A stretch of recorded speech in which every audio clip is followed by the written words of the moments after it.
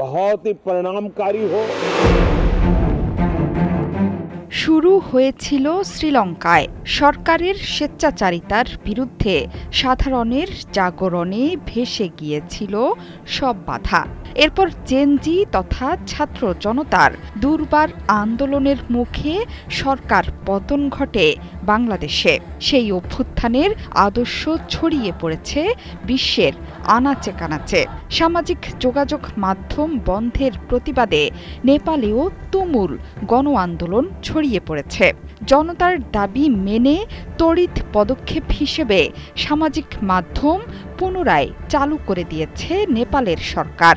এর আগে আন্দোলন দেখা গেছে ইন্দোনেশিয়াতেও।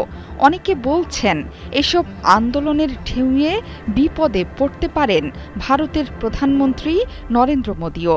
সরকার বিরোধী আন্দোলনে উত্তাল হয়ে উঠতে পারে দিল্লির রাজপথও।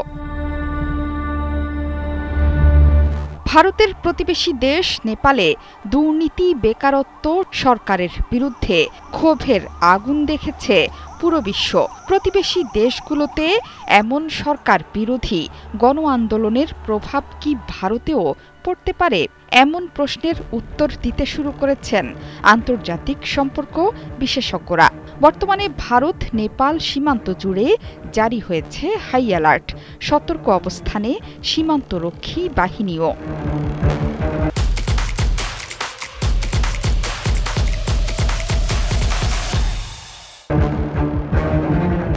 সবচেয়ে বড় কথা হলো বাংলাদেশ, নেপাল, ইন্দোনেশিয়া, শ্রীলঙ্কার মতো গণ আন্দোলনের মুখে পড়তে পারে মোদির নেতৃত্বাধীন বিজেপি সরকার। নরেন্দ্র মোদী সরকার টানা 1 যুগের বেশি সময় ধরে ক্ষমতায়। হিন্দুত্ববাদী সরকার হিসেবে মোদির বিরুদ্ধে অভিযোগ সাম্প্রদায়িকতার। সবশেষ মুড অফ দ্য নেশন সমীক্ষাও বলছে বদলেছে জনমতের হাওয়া। মোদির জনপ্রিয়তা আগের মতো উঁচুতে নেই, উল্টো সেটি নিম্নমুখী। 2021 সালে যেখানে তার সমর্থন ছিল 70%, 2025-এ এসে সেটি দাঁড়িয়েছে 58%। এর মাধ্যমে দীর্ঘমেয়াদী পতনের ইঙ্গিত দিচ্ছেন বিশ্লেষকরা। ভারতের 48% মানুষ মনে করেন গণতন্ত্র বিপদের মুখে, আর 46% মনে করেন কেন্দ্রীয় সংস্থা ব্যবহার হচ্ছে রাজনৈতিক স্বার্থে। দুর্নীতি নিয়েও মোদী সরকারের রেকর্ড প্রশ্নবিদ্ধ। 47% মনে করছেন দুর্নীতি দমনে বিজেপি ব্যর্থ, আর এর বিপরীতে কংগ্রেসকে 66% প্রধান বিরোধী শক্তি হিসেবে দেখতে শুরু করেছে। এছাড়া লোকসভায় বিরোধী দলনেতা হিসেবে ভাবমূর্তি উজ্জ্বল হচ্ছে রাহুল গান্ধীর। অর্থনীতির প্রশ্নেও মোদী সরকারের প্রতি আস্থা দ্রুত কমছে মানুষের। নিত্যপণ্যের মূল্যবৃদ্ধি আর বেকারত্বের সংকট তীব্র হয়েছে।